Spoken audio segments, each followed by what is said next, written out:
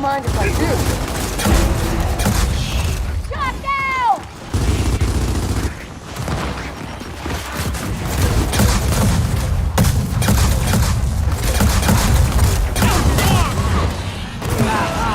Who's next?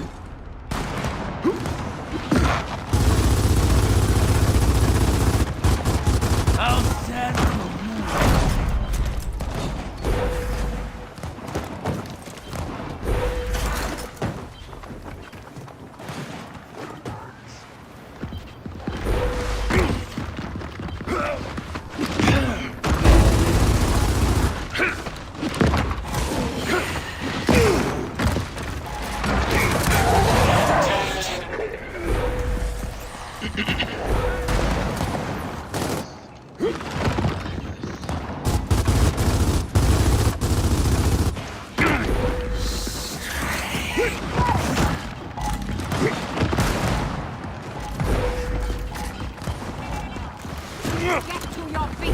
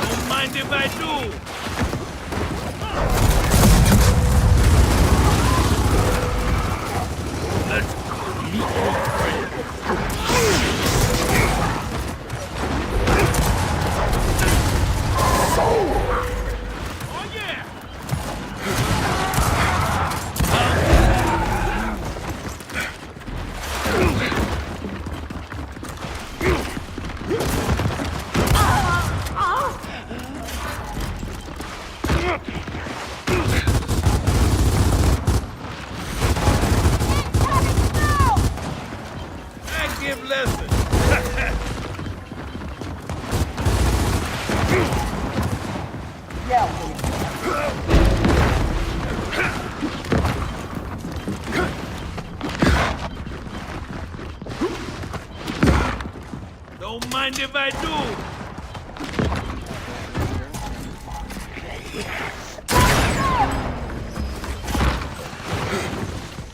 Better luck next time.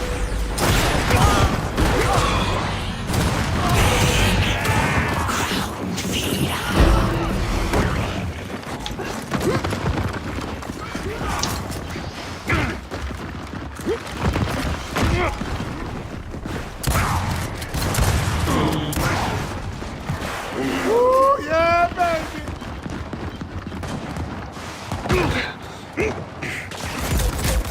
No problem.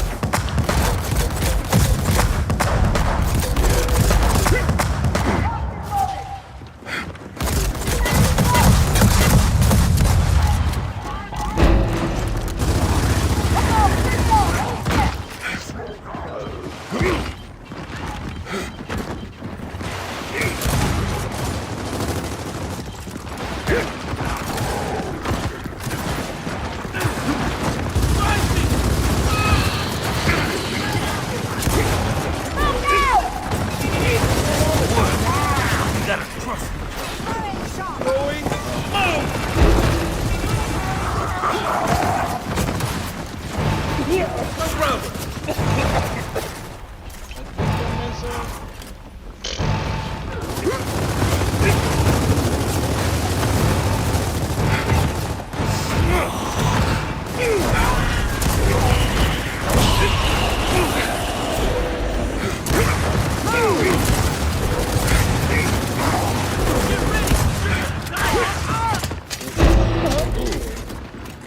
My ammo now! I'll make these count! Target my mark!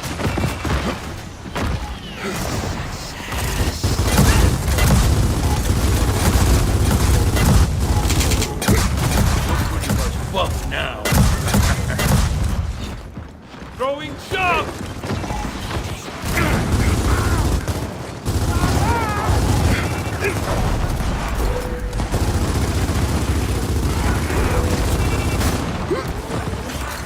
Suck it up!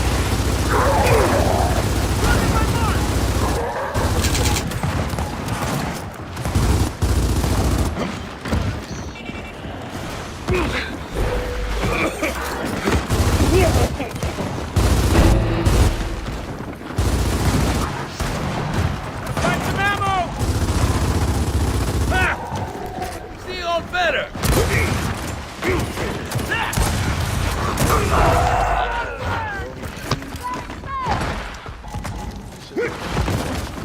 Come on!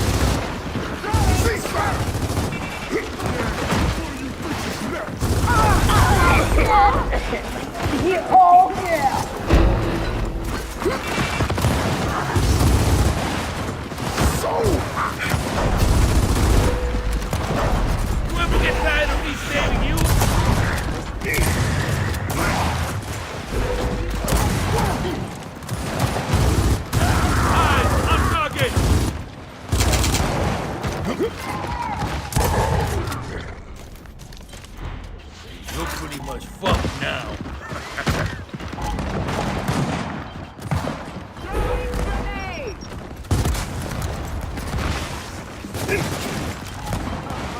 Blast for it!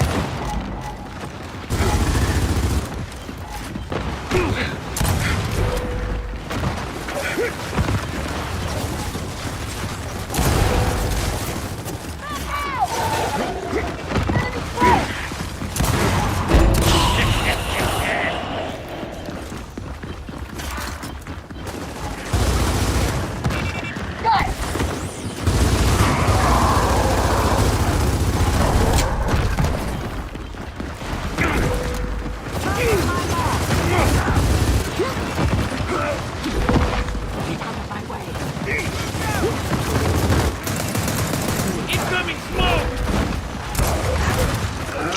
Come on, baby!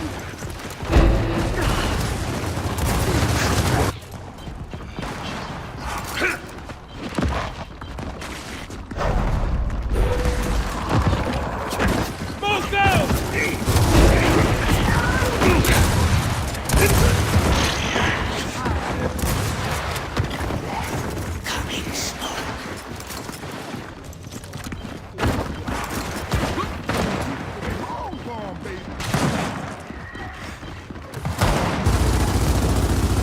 Easy. Ooh, yeah, baby. Sorry, mostly my fault. Not again! Oh, yeah! Really needed this. Contact!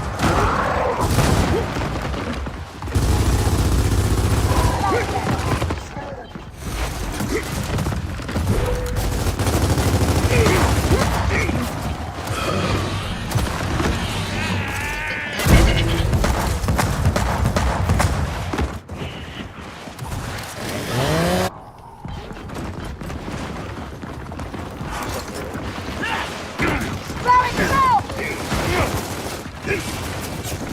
Move out!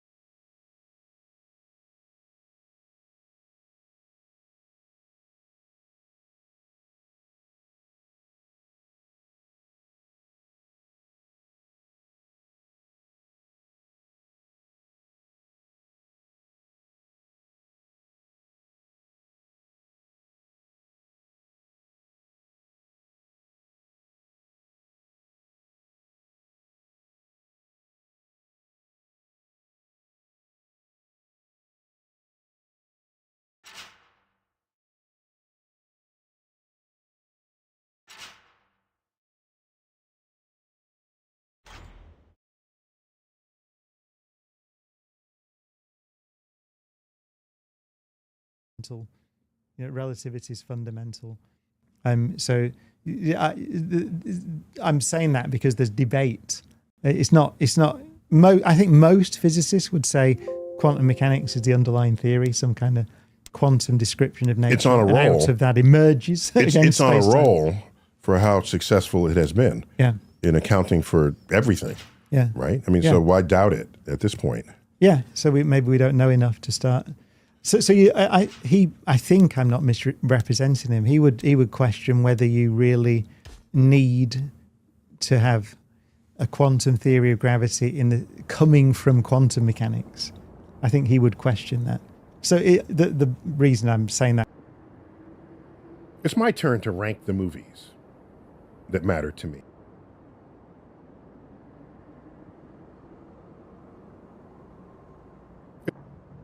There is another way of thinking that says, no, space-time is fundamental. Relativity is fundamental. You have a whole fan base out there, and they're eager and dying to hear from you. And we have some...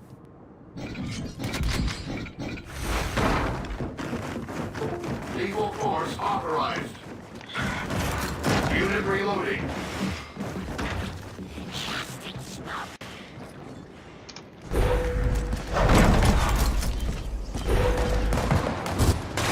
Target's locked. Investigating.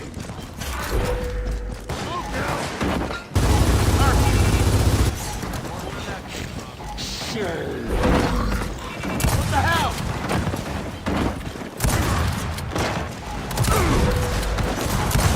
Hostile subdued.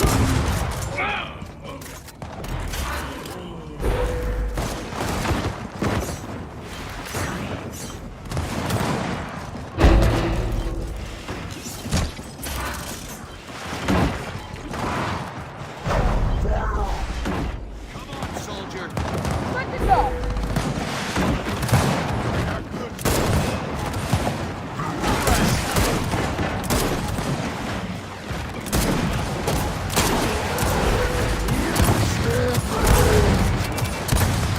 Get out of my goddamn shot!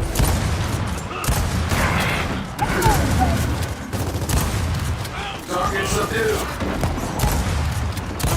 Smoke out!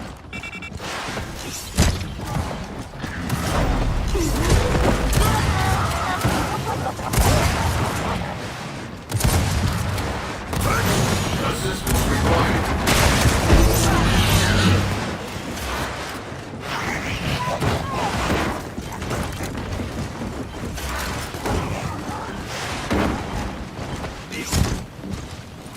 Acknowledged.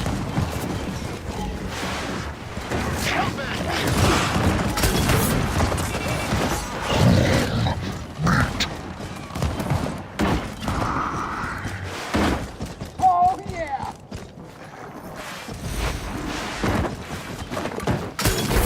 Target subdued. Round five. Got another! Hostile contact spotted. Unit damaged. Repair requested. For me?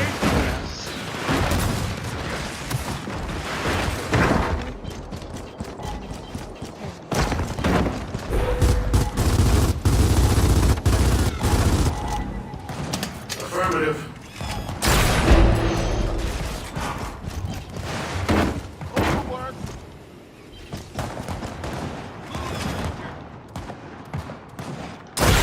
Bleeding good now.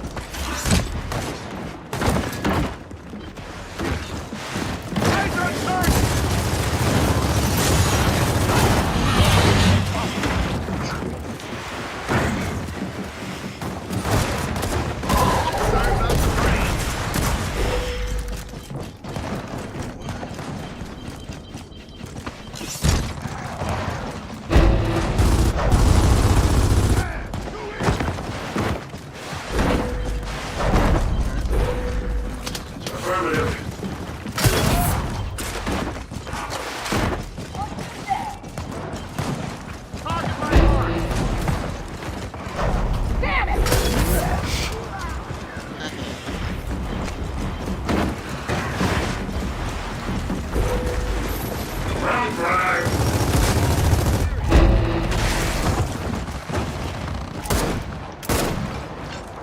Nice.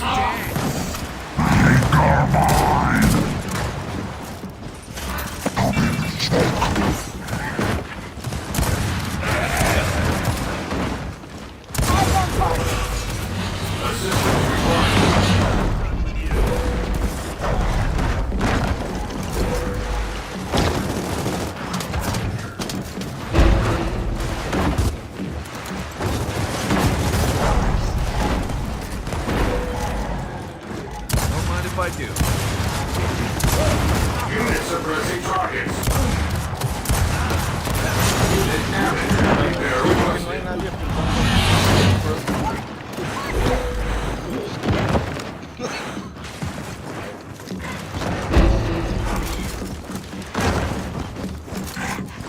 Throwing smoke. Hostile contacts identified.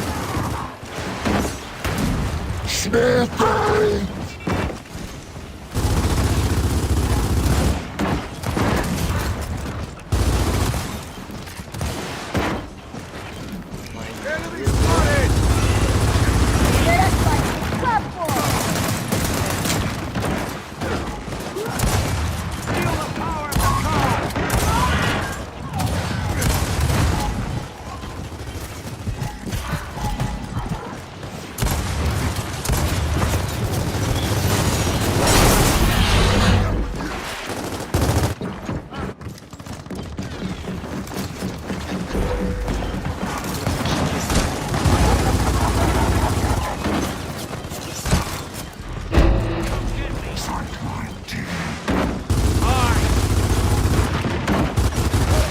Hostile subdued.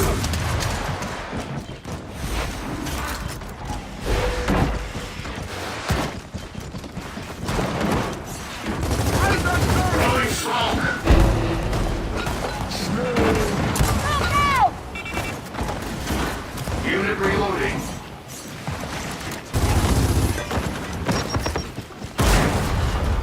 Oh, that's beautiful, baby! Enemy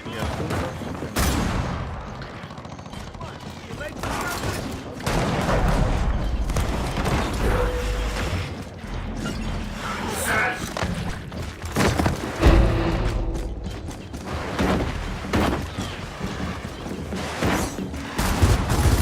Targets lost. Investigating.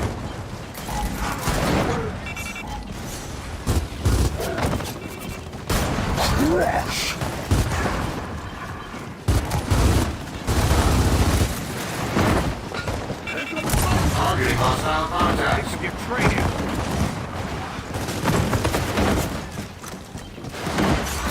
Reloading.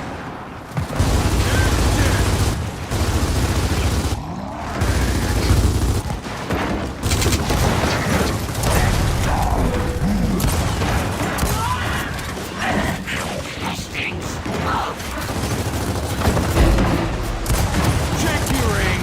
Hostile subdued. Throwing smoke!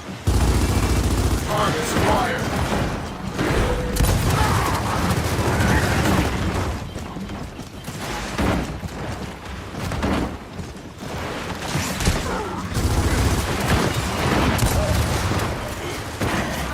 Reloading.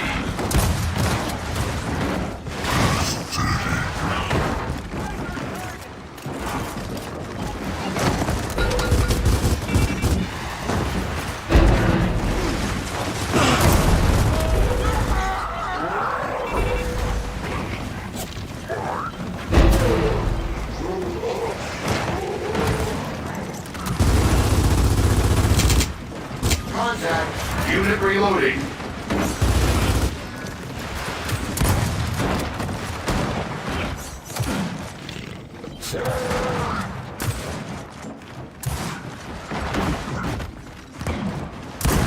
Hostile targets identified.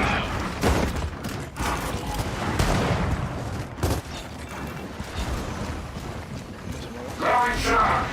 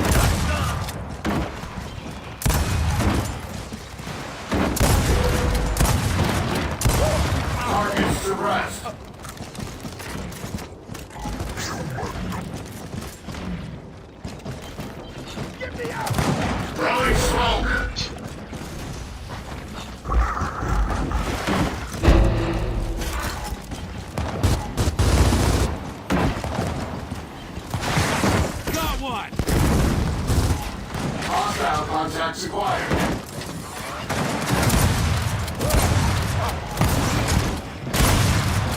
Collateral damage anticipated. Reloading.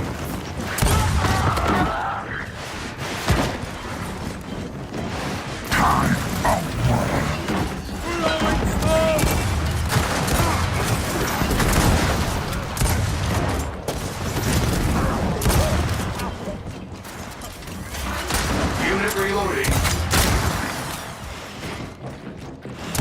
Targets identified.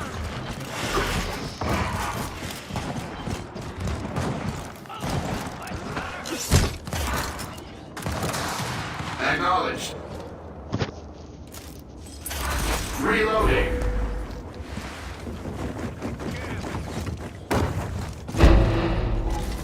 Oh yeah! Smoke out!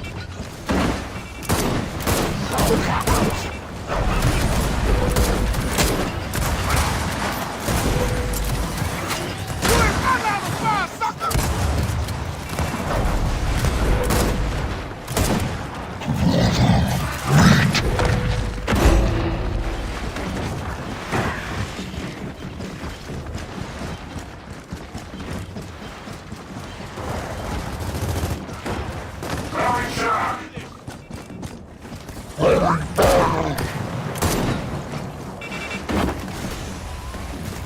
Enemy targeted! Incoming plane!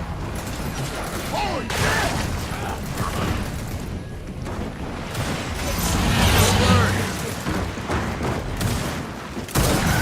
Units suppressing targets.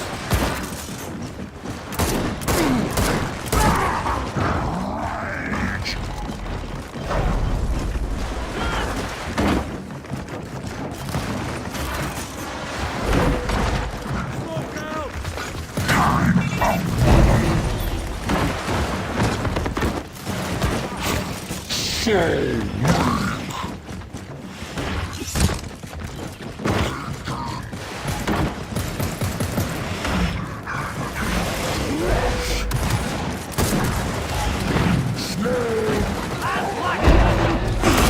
Hostilities continued.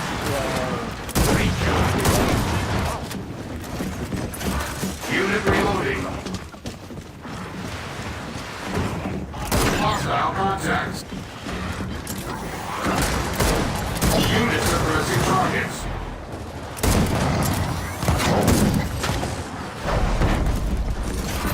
Reloading.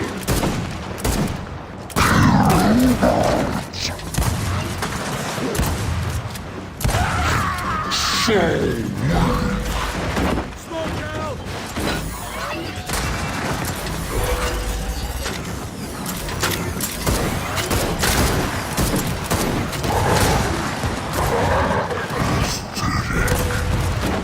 Target mark!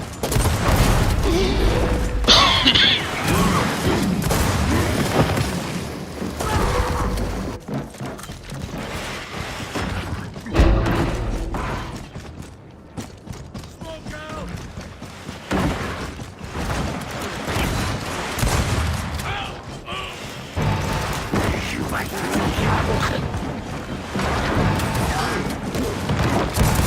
Hostile contacts. Subduing.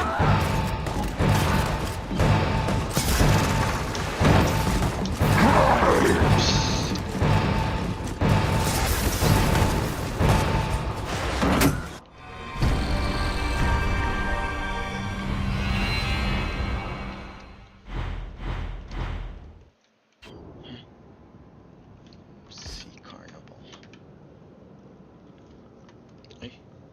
Professional overlap, but in the questions that'll come in, it's not likely that I will ever need to jump in.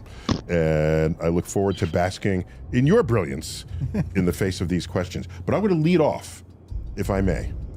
Do I have to fork up $5 for the Patreon? I would like to have it. Okay, because it's Patreon supporters who, Yeah. Which is a good they're the opportunity. only ones who get to ask questions. Absolutely. So this actually came in by a Patreon supporter. So Okay. actually, I'm channeling it. All right. All right, quarks. You've never had an isolated quark. No. Okay. Oh, I If you- remember this question. I know. Yes. I know, and I couldn't answer it. yes. I could. I said, I need one of the Bryans here. Right. And we got one in We got flesh. one now. Okay. Excellent. Here it goes. You ready? So, as you pull two quarks apart, you're actually putting energy into the system by doing so, like pulling a rubber band apart. And at the point where the quark connection breaks, there's enough energy you just put in so whole new quarks are created. So now you have two pairs of quarks. Yeah. I might be simplifying it, but that's the Yeah, idea. yeah, basically. We call it hadronization. Hadronization. In particle physics. yeah. Okay. And we have models of it. Okay, gotcha. So now watch. I now have a quark pair falling into a black hole. It's nearing the singularity. Tidal forces stretch it, putting energy into it. It splits, makes two pairs of quarks, and they keep falling in. Will this create a quark catastrophe? Because the tidal force will continue to split the quarks and make a new pair of quarks. Will the singularity be overridden with quarks that were created from the tidal separation and the formation of brand new quarks in the energy that was invested in it? Am I taking energy out of the black hole by making quarks with it? What's going on there? And I'd rather think of it as I want to think of it as a quark catastrophe because that's way more fun. I mean, you're not taking energy out of the black hole because all this is happening inside the horizon. For a big black hole, anyway, I mean, I suppose you could say for a micro black hole Where the separation is on the same scale of that. But okay, but why don't I just make a bajillion quarks as it falls towards the... I've never thought of it before. It's a beautiful picture. Yes. Because clearly you'll do that. You rip matter apart. That's the way it's usually said. Mm-hmm. So people just say matter, everything gets ripped apart. Even the protons and neutrons and even the quarks get ripped apart when you go to the singularity. But to rip apart a quark has consequences. Yeah, and we don't know what the singularity is. I mean, other than it looks like a moment in time. It looks like the end of time, which we've discussed before, I think, which is also a difficult thing to think about. So there's a finite amount of time in for the clocks inside the Was that what P.1 said? Because as you cross the event horizon, what was previously in front of you in space is now in front of you in time. Yeah. We have Jan 11 now. She's our resident, up the street cosmologist. So the time in front of you is finite. So we can't keep splitting quarks forever. No, you don't have forever. I mean, even off the top of my head, even the big black hole, like the M87 black hole, which is one we have a photograph of. Yeah, the one that had the ones that made the news. 6 billion solar masses or something like that. And in there, I think you have about a day before you go to the end of time. It's roughly speaking a day, give or take a backward time. I don't know exactly what it is. It's something like that. So there's a finite amount.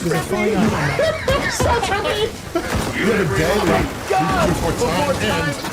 Yeah, you wouldn't notice. You wouldn't know it. No, you wouldn't notice it. We could be. I mean, it's one of the fundamental. Why can't I notice it? Well, you wouldn't notice it until the tidal forces became important. Which is what you're then I referring get to. ripped apart, right? Yeah, so when you cross the horizon, so this really could be falling across the horizon. In Einstein's picture, purely in Einstein's picture, we could be falling across the horizon of a supermassive black hole, would not notice. So from our perspective, everything's normal. Ultimately, you'd feel the tidal forces. But As you get closer to the singularity. I think it's within the last few seconds, if I remember rightly, it's a very big black hole. And then you feel it, and then it's tidal forces. You wouldn't have time to react, really. You just go, that's Right, so you're not going to make an infinite number of quarks. No, you won't make an infinite number of quarks. Because time stops it. I think that's probably, having never thought about it, probably the answer. I mean, also, energy is conserved as well, so you couldn't make an infinite number of masses. So you'd be Turn the whole black hole into quarks. well, It's pulling energy out of the... Well, no, the mass of the black hole will stay the same. So that process, I get that the mass will stay the same. But that gas energy budget is slowly getting converted into quarks. Because the quarks will keep making new quarks because you keep trying to rip them apart with your tidal forces. So you, Yo, you're saying that the quarks are a drain on the so, energy so, bill. so you're saying that space-time is only more because the energy is converted into into one giant quark. The quark catastrophe. that's not what happens, isn't it? But it's How a do you know brilliant. that's not what happens? It's a brilliant question because we see black holes. Oh, okay. So that they There you don't, go. Oh yeah, okay, that's it. But- I can't argue. with you. so they haven't. The geometry That did is not- not unfolded. So then but- you're left answering why it did not happen. That's Yeah, and what it comes I think I suspect the answer is because of the finite time you have in there, and so. It's also important to say that we don't know what the singularity is. So Get inside a black hole and see what happens. All right. it's obviously Well, thank you for that. That was from an earlier Patreon question. It's a great question. I don't know. I've never heard. Yeah, that came from one of our listeners. one of our people. Yeah, one of our Patreon patrons. Which, by the way, you can be one for a It deserves more than it deserves the money back for that. It's a great question. Refund. Stump the expert. You get a month free. That question was so great. That's funny. Yeah. Okay. So Raul starts us off. Raul. And he says, hello, Lord Nice, Dr. Tyson, Professor Cox. I'm Raul, a Patreon Ninja. From a couple streets north of where you guys are right now on Central Park. I wanted to know if there was anything in discourse on whether dark matter and dark energy, affectionately dubbed as Fred and Wilma by Dr. Tyson, are emergent phenomena resulting from the curved manifold of space-time. In the case of energy, could it be that geometry of space allows for peaks and troughs for the accelerated expansion of space? Phase. Thanks for all that we continue to do for science. Explain Fred a moment before we begin. Okay. So I had to take an issue with the terms we have invoked to describe matter.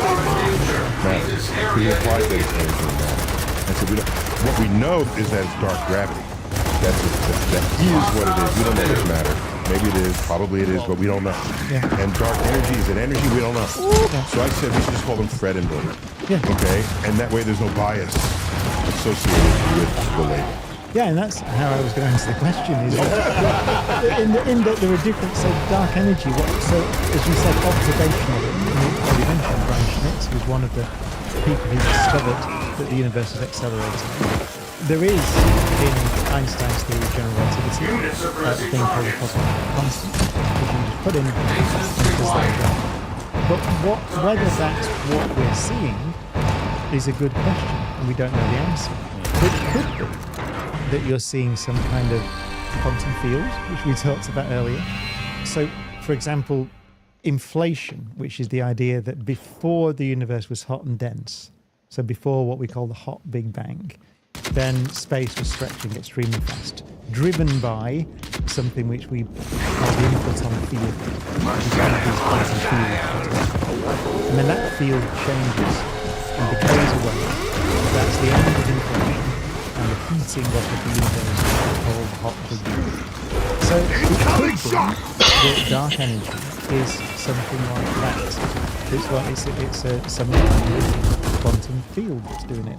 That may mean that it changes, and it could change over time. And indeed, it could go away. So it could go away. And I think that there's in the current data, which is associated with the early universe, there's a tension in between the things we measure, like the Hubble parameter and things like that, from the early universe, from the cosmic microwave background radiation, and the measurements from the later universe, which is from seeing supernova explosions and so on, seeing the expansion of the universe that way. And there are some sort of almost, probably not hand-wavy, but preliminary ideas that you could be seeing that something was present in the early universe that is not present now, or vice versa. So something's changed. So it is true that inflation would be an example, if it's correct, of one of those quantum fields which then changes and goes away. And that's associated with what we used to call the origin of the universe. So it could be that dark energy is something like that. And also, actually, to add to that mystery, there's the Higgs field. So the Higgs field is what's called a scalar field, which is technical jargon, but it's of the same type of thing that we think the inflation, the inflaton field is, and possibly the dark energy.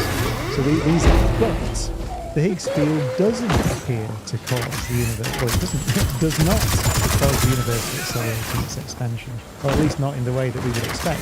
We'd expect it to blow the universe apart, and it doesn't. So there's something in many of my colleagues associated with these things called scalar fields and the way they interact. Is that something that's going to pop out of a future run of the Large Hadron Collider? No, I don't think so. I think it's more theoretical. That we precision measurements of the way the universe has expanded, the expansion history of the universe. But these things are all encoded in that symbol. So I think it's that. So the answer is, so the question is, we don't have a model. We have lots of models of what dark energy might be, but none of them are agreed upon or more convincing than the other. We don't have any measurements on it. So it's a very good question. The same with dark matter. We do have more evidence that it's some kind of particle. And some of that comes from, I mentioned the cosmological background, I'll say what it is. It's the afterglow of the Big Bang that's often described, the oldest light in the universe. So they're photons emitted about 380,000 years after the Big Bang, which we can detect. So it is a measurement. There's a satellite called Planck that measured its resolution. And so in there, you can model the way that image looks. It's actually sound waves moving through the universe before 380,000 years after the Big Bang. So what you're seeing is sound waves in the plasma that was the early universe. And we can seeing an imprint of those sound waves at so that we time. see the imprint when the light got released. When the plasma went away. Yeah. Essentially what happens is... So there was an actual bang? No, I mean, that's what Fred Hoyle used the term, because he thought he was so stupid. It's not a bang. Right. I mean, as I described it, it's the end of inflation, so Right, whatever. exactly. We don't. But, so this sound... But we have a very good measurement. We have that photograph that shows us. In there is the information about the sound. And that allows us to model what the plasma is and what's in it. And the dark matter is a very important component of modelling the way those sound waves behave. So it's not. It's often presented as something that people invented because they don't understand how galaxies rotate or interact or something like that. That's a real thing. But you can see it in many different ways. So it is true that the way our theories of galaxy formation require it. This is the cosmic web that you probably talked about before. But there's also independent measurements from the sound waves in the plasma of the young universe, and that requires them. And you can do, actually my postdoc actually did it, but it's one of the things that's in the show, not that I'm always selling these tickets for the new show, but one of the things I do in the show is I mean my postdoc, Ross, is great, developed a real-time calculation of the way the sound waves work in the plasma. And what's cool about it is you can sit there with an iPad on stage and you can just go, I'll change the recipe. I'll make the dark matter go to like 15% rather than 25% or whatever it is. And play around with those things. And when you do that, the data goes completely, it doesn't match the data. The prediction drifts completely from what we see in the data. So it's highly sensitive. It's a beautiful demonstration of how astrophysics is. I would be very surprised if dark matter isn't some kind of concept, because there's multiple different independent observations. Dark energy, we don't have precision. The precision to discriminate between them. That's a very good question. I can see that we have to speed up. I'm good for long answers. I don't want to. Keep going. Donita, Bukite, or Bushite, one or the other. And she says, hey, Neil, Brian, Chuck, Donita from Southern Utah. Help! I need visuals. How does a curvature of space cause tides? I've read explanations, but since I've been in pictures, I need some visual support on this. So imagine the Earth. If you try to explain the tides in the ocean by just having a static picture of the Earth and the Moon just standing As is still, drawn in textbooks. as is drawn in text, then it's hard to figure out what's happening, because as Richard Feynman said in the Feynman lectures, if everything's just standing still, if the Moon and the Earth are just standing still, they'll just be pulled towards each other and squash Like into two each magnets, like when you Yeah. set them down on a Yes. table and they whap, come Yeah. together. other. So, of course, the reason they don't do that is because they're in orbit around their common centre of mass, so they're orbiting. And actually, you need to know that the Earth is actually orbiting around the centre of mass of the Earth-Moon system, as is the Moon, in order to fully explain the tides. And so you get a good explanation. So there are centrifugal forces at work as well, because you're in this frame of reference that's spinning around it, Right. and so on. So it's actually relatively easy to describe, but not as easy as it's presented on television usually. Gotcha. So- And you got but into it's an in- argument with the producer on this. Yeah, so I said I can't do it without talking about the fact that when there's a centrifugal forces. It's Right. basically because the centrifugal force exceeds the gravitational pull of the Moon on one side of the Earth, Right. and is smaller than it on the other one. It's that kind of effect, but it's beautifully described in the Feynman lectures, which are freely available online. Is that right? You can get Online them. now? I think they're free. cool. I spent real money on mine. Well, the I have books you have to hardcover. get.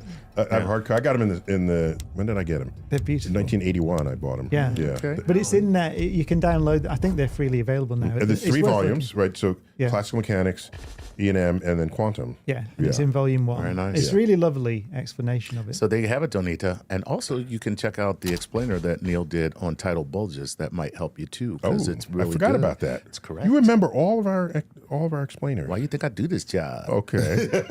All right. I get a free education. All right, here we go. This is Alyssa Feldhaus. Sorry. Alyssa from Tucson, Arizona here. Question for Dr. Tyson and Dr. Cox. Do you think the concept of a particle will still be meaningful once we fully unify quantum mechanics and gravity, or will it vanish like the idea of a phlogiston did in chemistry? No, it'll be meaningful. We've been talking about emergence a lot. So different levels of description.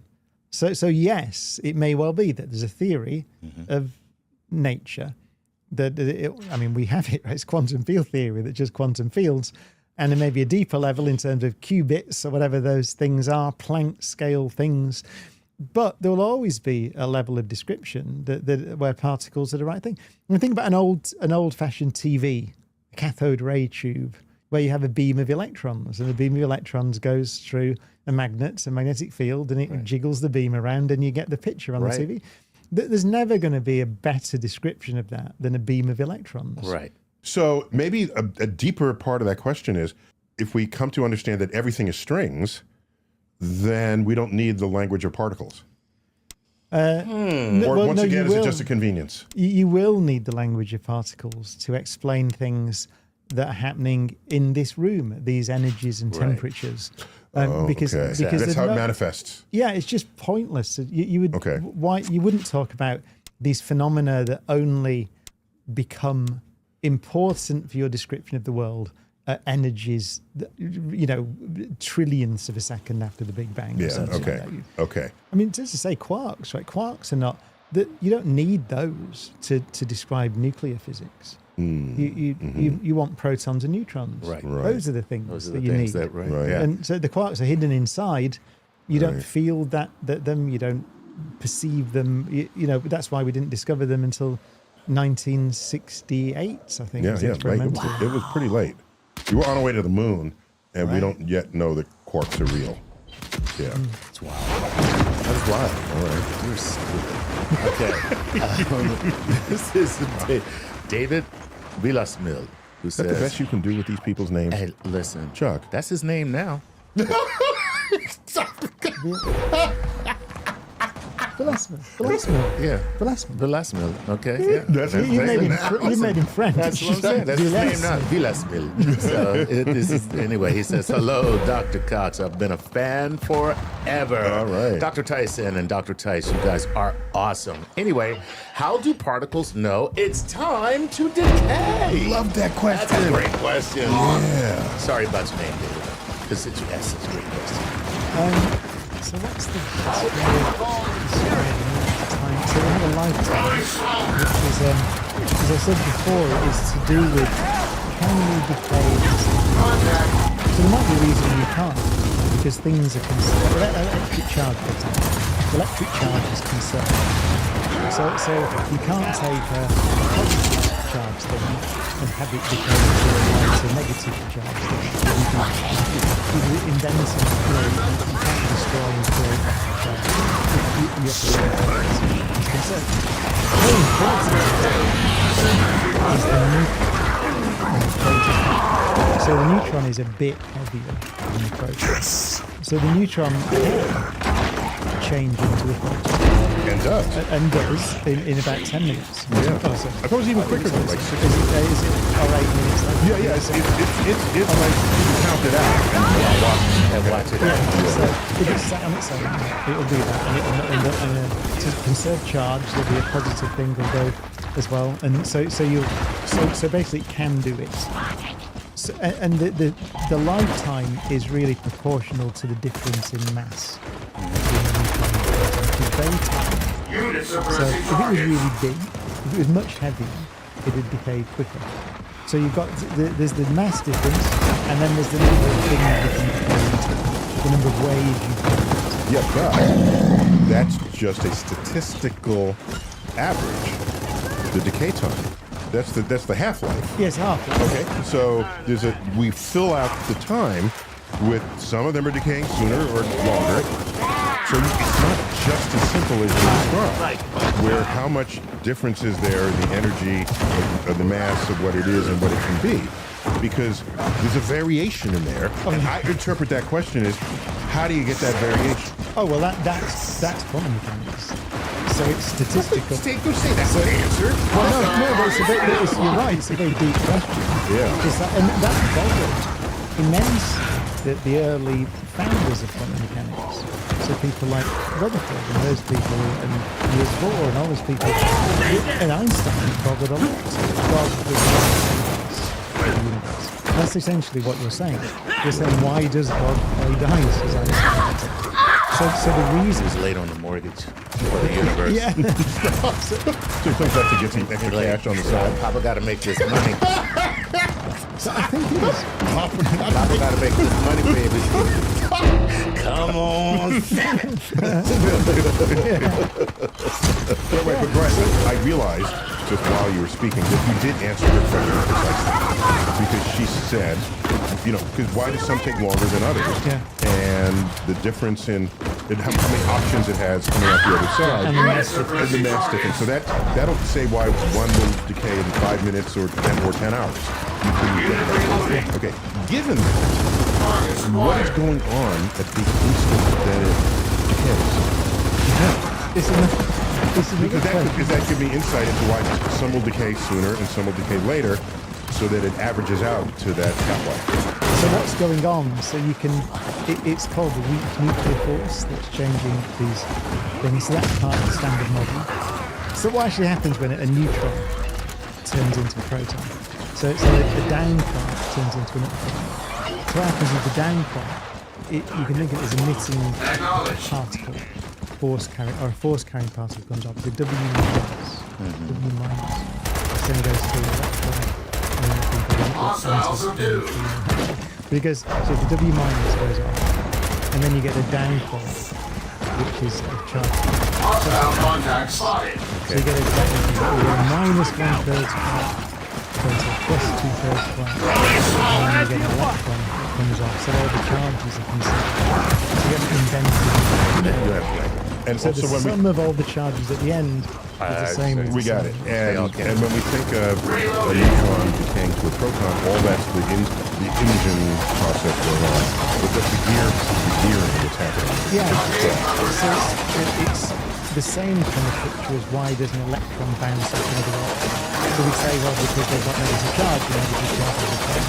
But the particle picture of that is that a photon is Units suppressing targets. it's not the electromagnetic field, it's places a down quark, with changing into an up quark, with ultimately the emission of an electron and a neutrino, and the given minus. And in the end, when that happens, it's statistical. Yeah.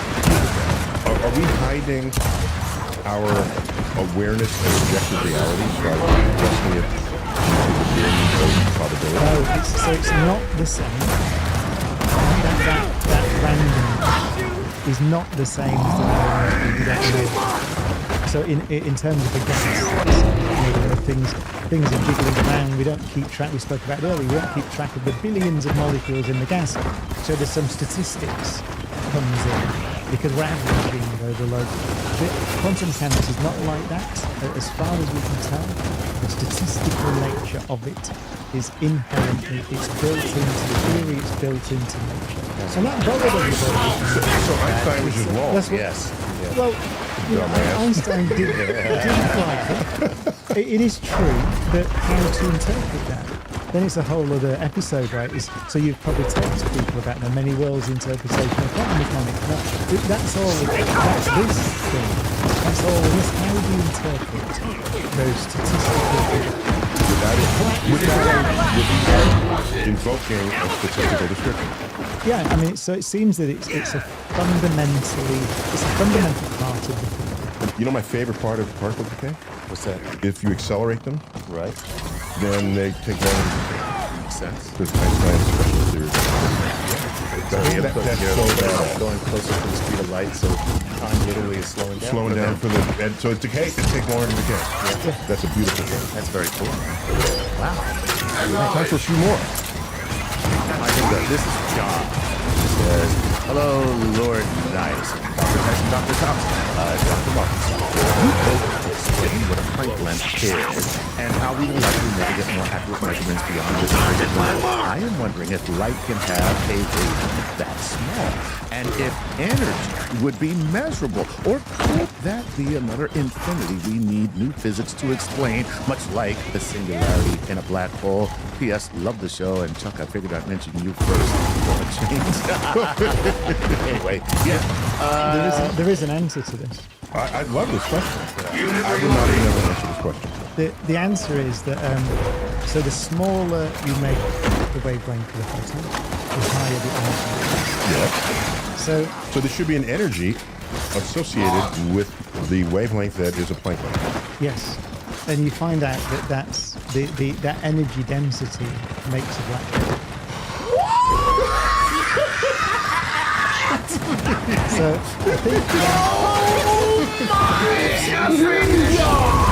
think, so you think about it, the more you try to probe smaller, and then the black hole would, I think Lens Susskind calls it the So the upshot is that if you try to put more and more energy into smaller and smaller space to see smaller things, the size of the black hole increases, it grows. So the more you try to see smaller things, the less you can see the small things, because the black hole gets bigger. Diabolical. Yes. Yeah. So it stops you. So you can't probe it. Black holes are protection. Yeah. You can't get in there. No matter what. That's amazing.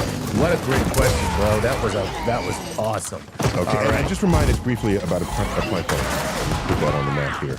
So you can construct units, fundamental units from things. So from specifically the speed of light, the strength of gravity, Planck's constants. So if you take those things and put them together, so you get meters, you'll get the Planck length. So it's Planck who figured out that it would be good to make units of measurements out of things on which everyone would agree. If you think you meet an alien, for example, then there's no point talking about a meter. What is that? Something like that. Oh, no, it's 1/10 millionth the length of a quarter of the Earth from the North Pole to the equator through the Paris Observatory. Is that what it is? Yes, that's why Right. the circumference of the Earth is 40 million meters, which is, and make that cross 40,000 miles. Right, so That's why the French did that. But you're they're Brits, all so you don't care what they did. yes, they're all arbitrary things that are seen with our planet or our focus. Yeah. But then you could say, well, but the speed of light, Planck's constant, and strength of gravity, everyone would agree with. Even aliens. So yes. yeah, because you can measure those. So whatever units you measure them in, you can put them together to get something. And that's the point. This is a very, very tiny relativity.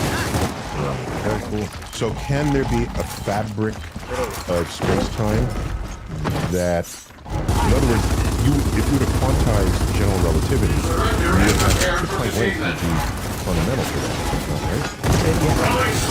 So you think that's telling us something deep about the universe, etc. So there's a quantity of the universe.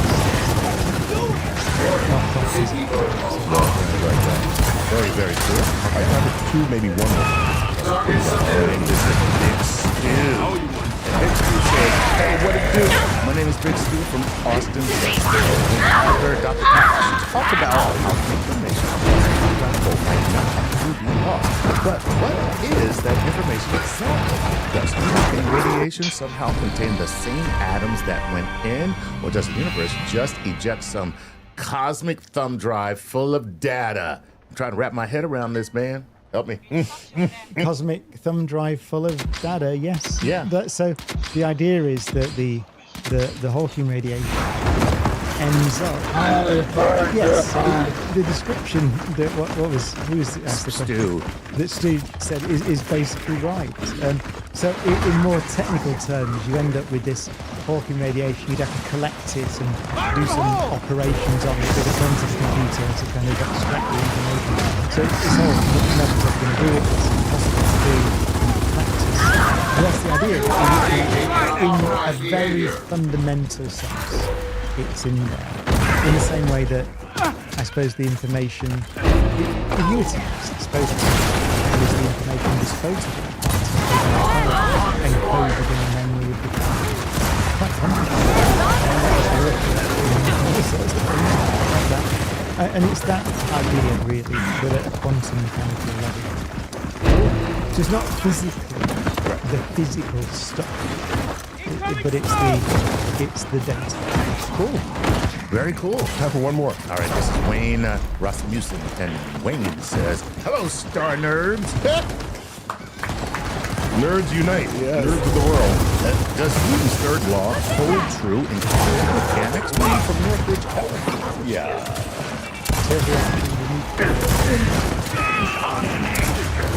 That was simple. Good enough for me. I mean, so let me broaden that. Allow me to broaden it. So quantum physics and relativity has shown that the applicability of you need Einsteinian extensions of these constants. Yes. So even with his gravity equation, you have to modify it. And it was hard-earned to learn that Newton's laws fail. So does every action is an equal and opposite reaction have a point of failure where we need a deeper understanding or an updated understanding of how things work? No, so for example, it's easier to explain the first law, everything continues in a state of rest or uniform motion in a straight line unless acted upon by a force. That is to do with the symmetries of space-time. Right. So that is true in relativity as well. So if you're talking about special relativity, and it's one of the examples we teach actually in the first year undergraduate course, you can show that if something's traveling in a straight line in one frame of reference, it's traveling in a straight line in a different frame of reference. Under both Galilean transformations, which are the Newtonian, and the Lorentz transformations, which are the special relativity. So you could actually phrase that as one of Einstein's postulates, because Einstein's two postulates from which special relativity Speed of light's a constant for all observers, and the law of inertia is constant in all inertial planes. Newton's law that says that something's going in a straight line, unless acted upon by a force, it'll still carry on going in a straight line, is one of those laws. I mean, if you think about the consequences, otherwise you'd be able to change between different points of view moving at the same speed versus so something that was going wrong in a straight line, whether to one person would be doing that. It would be in an orbit or something that We're intact. built in. So yeah, so they're a representation of the, ultimately of the, and there's a very deep question as to why is that the case. And I remember again Feynman, who we mentioned earlier, saying, why is that the case? And he said it's because it's one of the fundamental properties of our universe. So we don't know why that's the case. It just is. That is the way our universe is built. It's to do with the posh way of what it's the fancy way of saying it is the symmetries of space time. But it's just that's one of the Maintenance required. I'm going to end with something completely irrelevant. Okay. But he mentioned the Galilean transformation. There's a game played by the Seattle Safety deactivated. and I'm in like email With Pico. with Pico, okay? So I'm on his radar, he's on my radar, and their quarterback did a lateral on the field that was being challenged by the opposing side. As a illegal forward pass. Illegal forward pass. He's already passed the line of scrimmage, and he's going to his running back, tosses it to the running back. Running back catches it, and they get a first down, and they ultimately score. And he said to me, Neil, I think what we did was legit. What can you help me here? Looked at it, and so I posted online Your friend will be dealt with harshly. it was a legitimate Galilean transformation. So here's what's happening. He and his running back are running down the field. He is ahead of his running back. He pitches to his running back. He's ahead of his running back when he let go of the ball. He's ahead of the running back when the running back caught it. Right. Okay? And he lets go of the ball before the line of No, scrimmage. it's after line of scrimmage. No, that would be an illegal forward pass. I'm kidding. No. No, he has to let go of the ball before the line of scrimmage. No. The receiver caught it after the line of scrimmage. No. That's the only way this could work. No. Hear me Okay, out. let me hear you. Please. Go ahead. Please. They both are well past the line of scrimmage. Both of them. He's ahead of his receiver, pitches it backwards to him. Oh, you mean they're running together? Yes. Oh, that's a different story. Okay, go ahead. Pitches it back to his running back. Right. Okay? The whole time he's in front of him.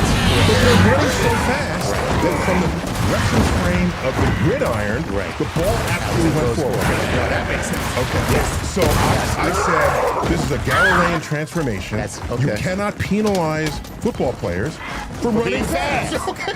Right. You can't do that. Could have been two white players. He's in race therapy. He's getting out of it. He's gotten much Come better, on, by that's the way. funny. That was funny. He was two black players, by the way. They're fast. What can you say? Okay, go ahead. So it turned out that they let the call stay that it was a legitimate lateral. Even though according to the field, it was a forward Yeah, pass. no, it would have looked like It was if you're illegal. running fast, that's what it would look like. Yeah, and so that was a Galilean transformation where whatever else is happening, your reference frame is moving and everything is happening in that moving reference frame. Very cool. Galilean transformation. Awesome. Yeah. Science. You know, so we did it on a explainer. Have you ever been on a highway and there are these cars racing each other around you? Oh, yeah, that was, yeah. It feels really dangerous. Right. But in fact, as far as they're concerned, you're just standing still. Right. And they're just darting around you. Yeah. And so they're in their own reference frame and you're just blockage. So there's a, We're all going 40 miles an hour in slow traffic, and we're going 70 miles an hour around us. And it's less dangerous than close, is all I'm saying. but don't do it. Okay, follow the laws. Ryan, delight to have you visit my humble city, my humble office. Don't be such a stranger. But you're a busy guy, so we allow this. And we'll look forward to your emergence tour. I assume it's another international tour.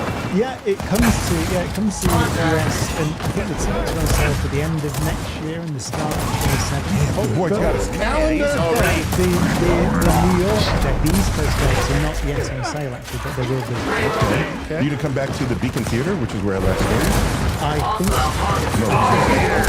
We're moving up. Yeah. Giant stadium. Madison Square Garden this time. we did the town hall as well, Town which Hall's was good. Town Hall's nice. I loved that. Great We venue. did- It's a little more intimate. Yeah. I'm not sure which one. Okay, Town Hall is a venue in New York City called Town Hall. Yeah, yeah. They're both great venues. They're both great venues. All right, this has been a delightful, I think long overdue episode with my friend and colleague and partner in crime, trying to educate the world of everything throughout the universe, in the world of particle physics. Brian, thank you, Brian. All right, and it's always good to have you. I'm Neil deGrasse Tyson, your personal astrophysicist. As always, I need you to keep looking up.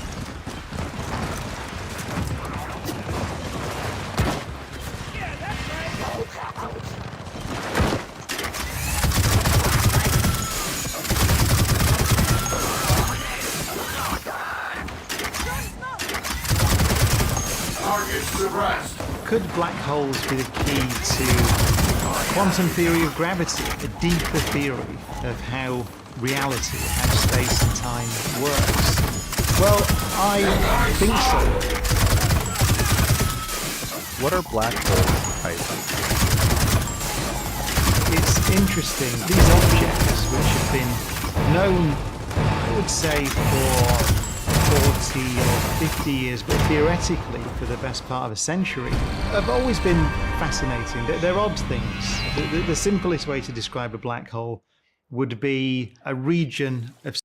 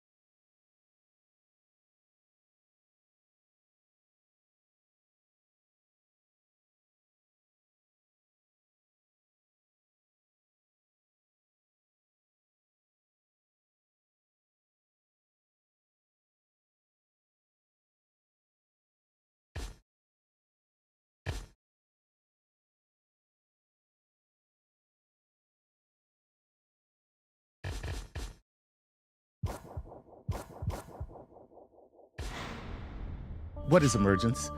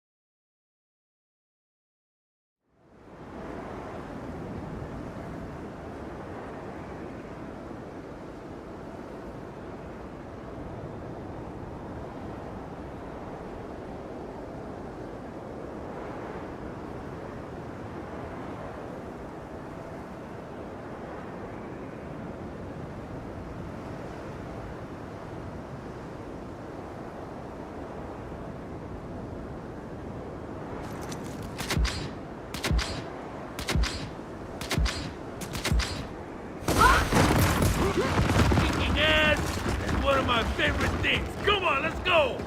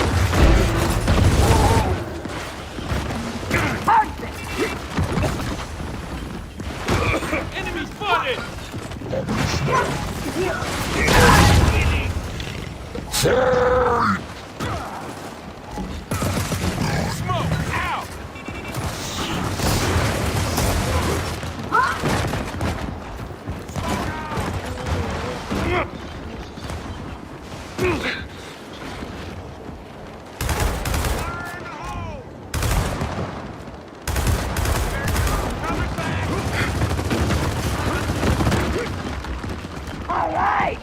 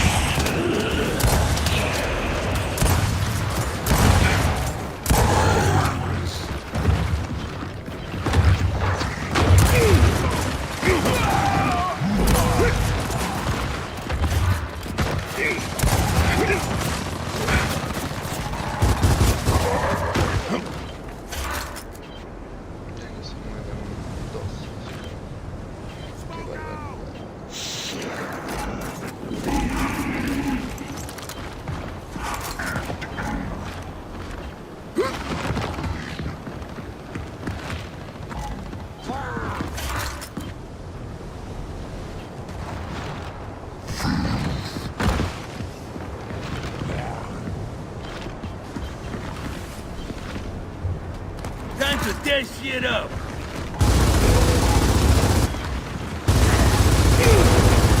Keep 'em coming!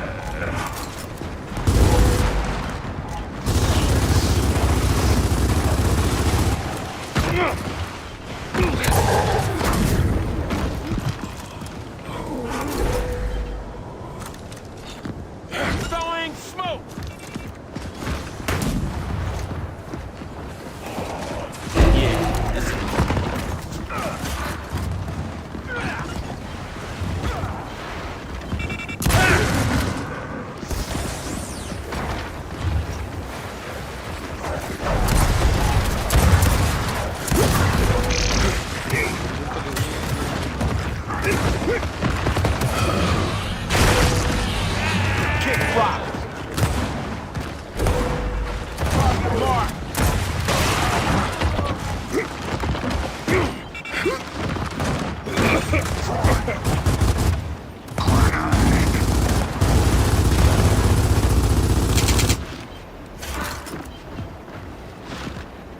Contact!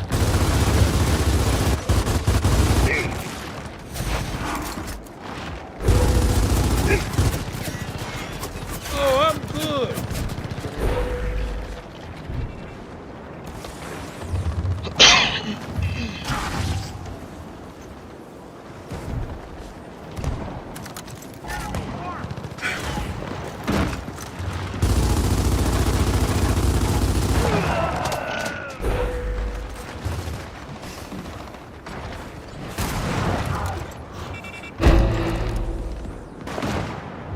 Don't mind if I do. Look at it, dizzy coming in.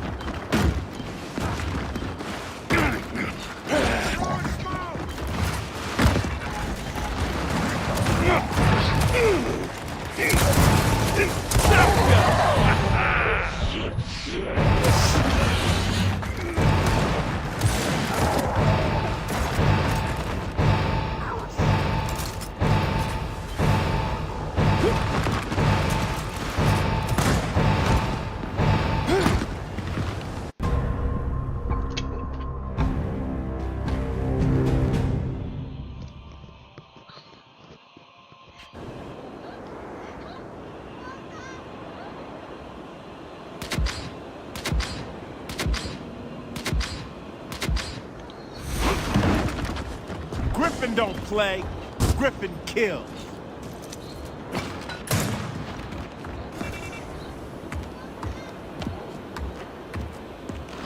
Here, take this. Take this. Take some ammo. So, nailed it.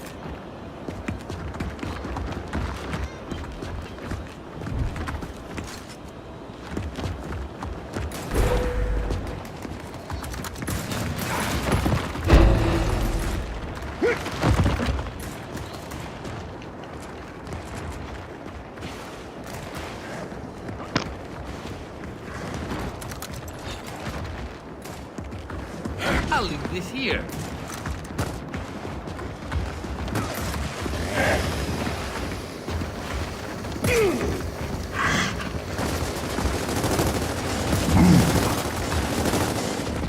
Oh, I'm cool.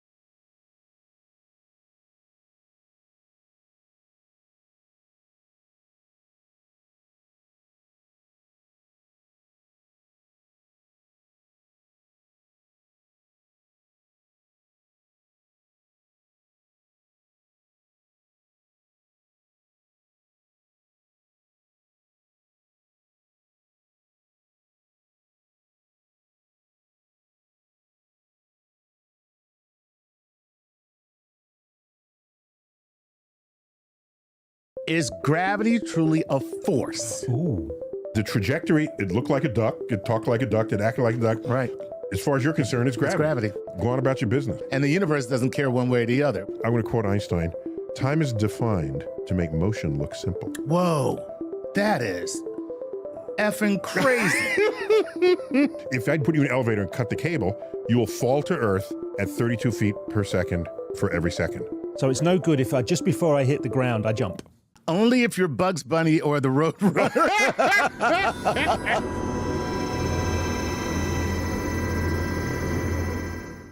This is Star Talk Special Edition, and I have no idea what we're doing today, but Gary knows. Gary! Oh, you've put the burden on the responsibility upon me.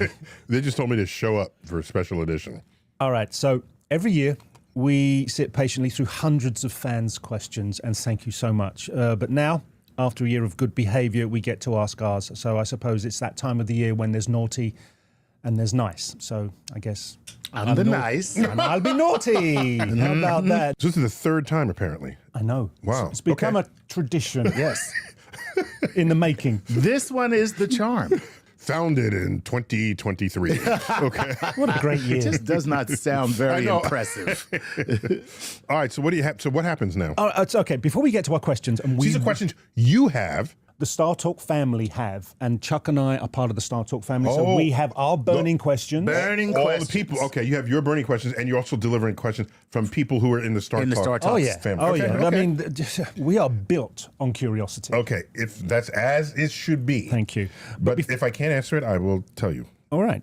Before we get to our questions, we recently had a Patreon whose question made the rounds. First, it stumped you, so then you passed it on to Brian Green. Yes.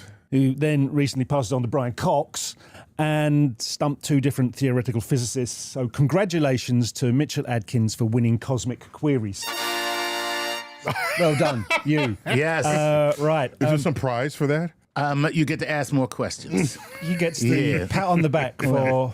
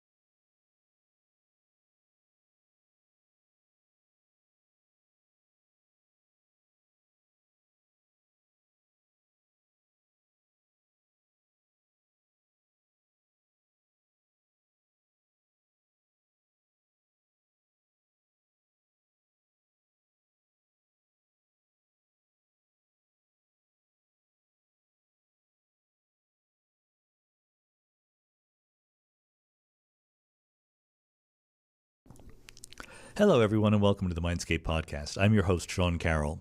One of the kinds of questions that I get a lot, whether in Ask Me Anything episodes or just more generally, is, can you tell me something that you've changed your mind about?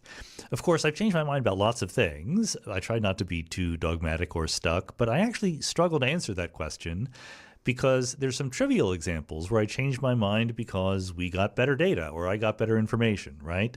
I've changed my mind about the acceleration of the universe. I used to think it was decelerating. In 1998, we found it's accelerating, and I instantly changed my mind about that.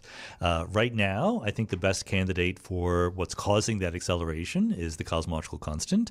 I'm open to changing my mind if we get better data that says it's something dynamical rather than a constant vacuum energy. But more vague questions, philosophical, cultural, political, aesthetic questions, I have trouble pinpointing when I changed my mind, even though I certainly did it, because my process tends to be fairly gradual, and I've forgotten what it was that started me down the road of changing my mind. So maybe I did change my mind, but to me, what my opinions are now seem like they must have always been that way, even though I know that's not true. I mention all this because I think I might be in the process of changing my mind about something, not something like super dramatic about my feelings about how the world works, but something nevertheless pretty important. The question of what does it mean to be conscious? In other words, what are the requirements for something to be conscious? There's a point of view towards consciousness, which we all know is a complicated subject. We've talked about it here on the podcast many times. There's plenty we don't know about consciousness. And mostly I stick to saying we don't have to change the laws of physics in order to explain consciousness. I still think that, okay? I'm not in any danger of changing my mind about that anytime soon, although, eventually, who knows? But okay, even if the world is made of physical stuff, doing physical things, when does that stuff doing some processes count as conscious, right? There's a point of view that really puts the emphasis on kind of an input-output mechanism. This would go back to the Turing test with Alan Turing, right? Turing suggested that if you had a computer program that could have a conversation with a human and trick them into thinking that it was conscious, then it should count as conscious. What really matters, in other words, is the output of the computation going on. And this grew into a view called computational functionalism. What matters is the function of various things going on and how they are embodied in some kind of computation. You get input as a conscious creature, both from words and from vision or whatever sensory input you have. You do a computation on it, and there's an output. This is saying that what doesn't matter is the way in which the computation gets done. A pocket calculator is different than an abacus, but they both do the same calculation, even though they're made of different things doing different processes. So I would have, not too long ago, more or less signed on to a point of view like this, but I've been pushed away from that point of view. And not because anything new has truly happened, although some people have been articulating the alternative in ways that I get better. It's just that, I'm learning more about what people say about consciousness and appreciating more what the different subtleties are. So Anil Seth, former Mindscape guest, and also today's guest, Ned Block, have been pushing a point of view that says computational functionalism is not up to the task. It's not just about what you compute, it's how you compute it that really matters. Now, Anil wants to go further than that and say that it's not just how you compute it, but what is physically doing the computing. And he wants to put an emphasis on biology. I think that Ned, well, he'll speak for himself, but I think that he's a little bit more open-minded about what the substance is that is doing the computing. But he does think that there's more to consciousness than simply computation.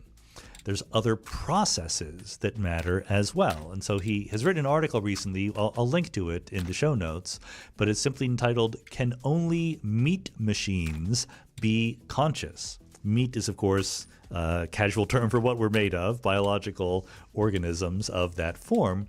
And even though, despite the title, it's not mostly about substrate dependence, like he's open to, if different chemical reactions did the same sort of physiology, that would still count as conscious, even though there's different stuff doing the processes. But the sort of subconscious processing that is going on contributes, in his view, to our experiences, what he calls phenomenal consciousness. Ned is actually a super well-respected philosopher in the field of consciousness. I quote him in The Big Picture, mentioning his distinction between access consciousness, which is what more or less what David Chalmers classifies as the easy problem. It's sort of your ability to access different pieces of information globally in your cognition, versus phenomenal consciousness, which is the feeling of experiencing something, and that is what is hard to explain. So Ned wants to argue that maybe, at least, he's very open-minded. He's a good philosopher, is like just suggesting possibilities we should take seriously. Maybe these things that we think of as experiences of conscious states have something to do with the subconscious processes that are going on in our biological manifestation or instantiation. And maybe, therefore, you could build a computer program that was arbitrarily good at tricking you, at giving all of the output that you might expect a conscious creature to give you, and nevertheless it would not qualify as what we think of as conscious. And I'm actually becoming very open to this possibility. It's not in any sense a repudiation of physicalism. Anil Seth and Ned Block and I all agree the world is made of physical stuff, doing physical things, obeying the laws of physics. But how consciousness fits into that picture is still a controversial topic that we have a lot to learn about. And of course, becoming super duper relevant because we're building computer programs that act a little bit conscious. At what point will we be ready to say that they truly are? I think we also all agree the point is not yet, But it might be coming. It might be coming sooner rather than later. Maybe those AIs are going to get the right to vote at some point. Who knows? But this is where philosophy needs to get on the stick. Figure this out. Let us know what would really, truly qualify as conscious. We're not quite there yet, but hopefully the kind of framework that Ned Block lays out will help us get there. So let's go.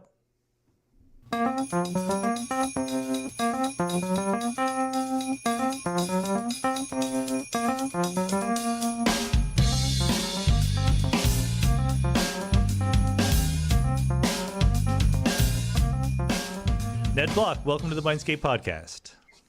Oh, thanks for having me on your podcast. I figured we could start very, very broad. You know, the audience is broad. They come with a lot of different levels of knowledge. So tell me, what is consciousness? I like to distinguish between a couple of different ways people use the term. The distinction I like most is between phenomenal consciousness and access consciousness. Phenomenal consciousness is the so-called what it's like of experience. Sometimes people say things like the redness of red. But the fundamental fact about phenomenal consciousness is no one can define it. You really kind of have to point to it. And that gives rise to a lot of misunderstanding in the area. I would guess. Where, many people think, I don't know what you're talking about.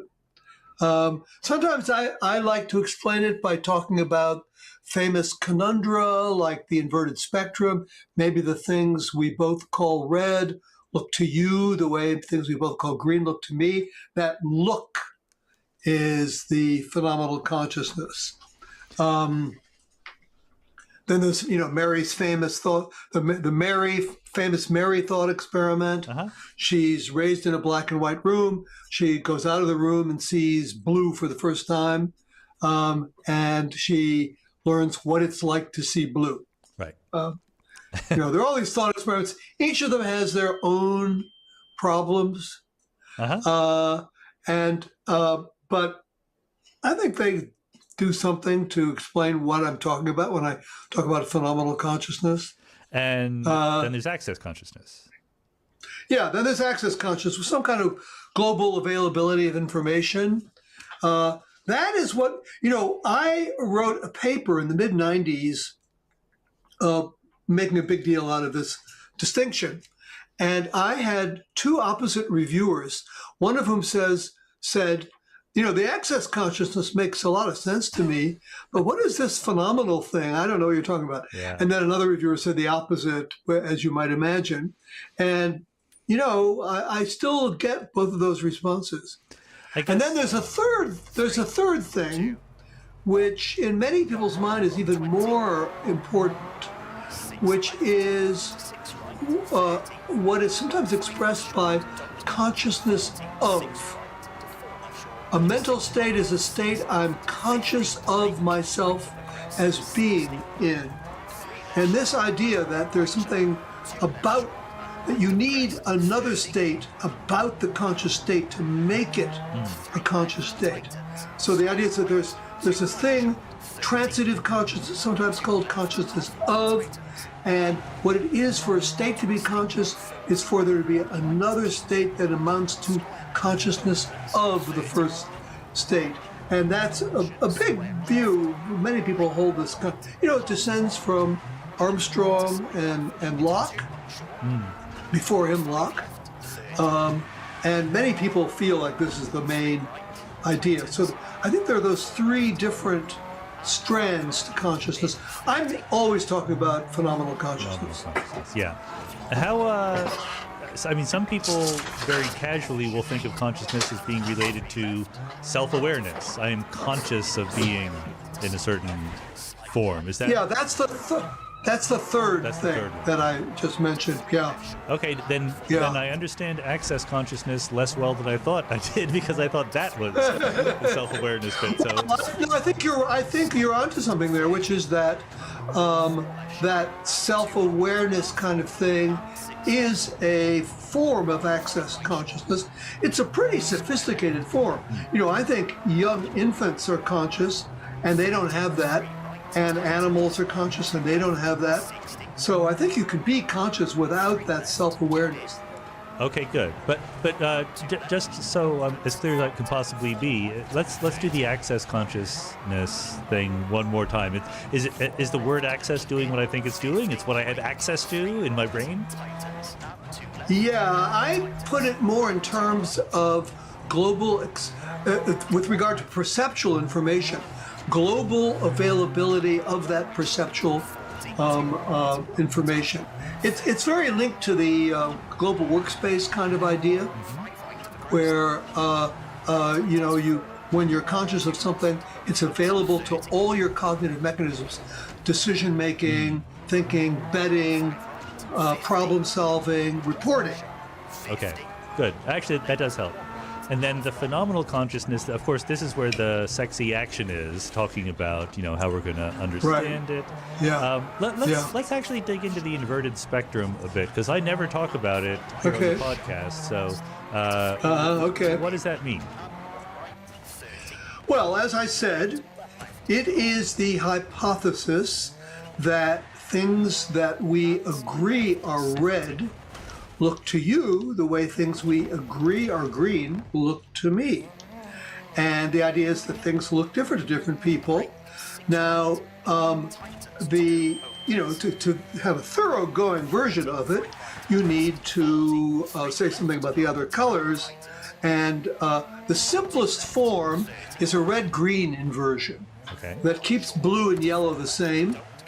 And then there are all kinds of technical issues about this, but they don't really matter. The key thing is that things might look different to different people.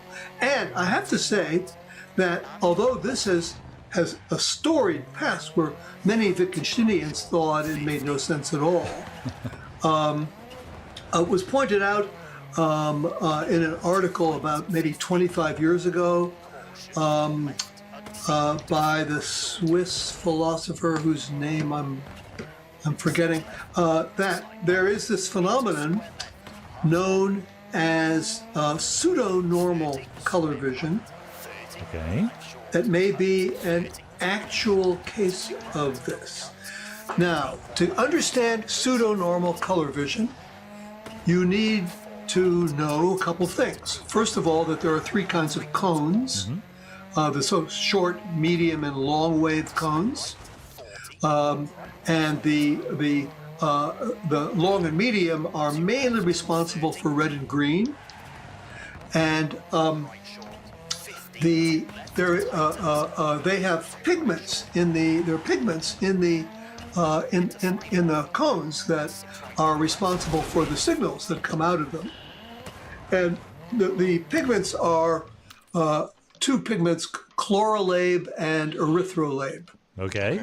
And a very common form of red-green color blindness is one in which genetically caused, one of those, I forget which one, chlorolabe, let's say, is in both cones instead of erythrolabe in one and chlorolabe in the other. And that's a genetic defect, and those people have trouble telling red from green. So there's another form of genetic red-green color blindness, and that's where both cones